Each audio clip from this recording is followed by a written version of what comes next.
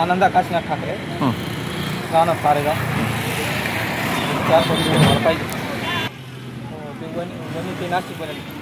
Road आहे ना 4 कोटी झालं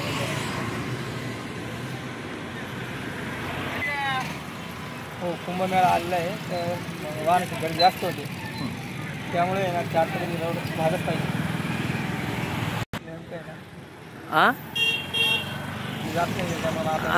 पण मग गर्दी असते ना दिंडोरी गर्दी भरपूर असते दिंडोरी लखमापूर खूप गर्दी असते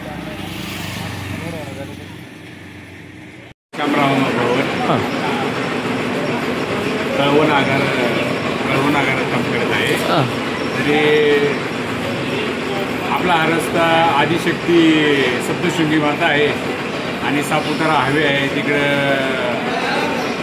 उन्हाई माता उन्हाई माता पर्यटन स्थळ आहे ना सापुतारा हो आणि सप्तशृंगी या निमित्ताने कसं आता खरं गेले 5 वर्ष पाठीमागच व्हायला पाहिजे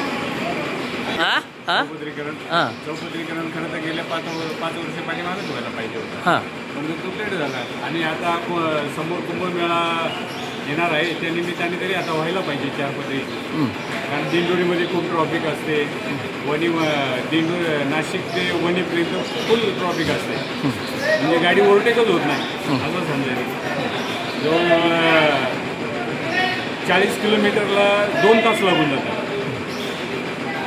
एवढी जास्त ट्रॉफिक आहे त्याच्यामुळे 4 पदरीकरण व्हायलाच पाहिजे. आपला कुंभमेळ्याच्या पार्श्वभूमीवरती आपला रस्ता वगळण्यात आलेला आहे त्याबद्दल काय सांगाल?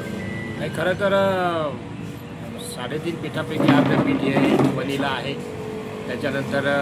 दिंडोरीमध्ये स्वामी समर्थ केंद्र हे संपूर्ण महाराष्ट्रामध्ये तिथं भाविक येतात आणि बऱ्याचशा वर्षापासून नाशिक ते वणी हा महामार्ग व्हावा या दृष्टिकोनातून त्या ठिकाणी प्रयत्न चालू आहेत. परंतु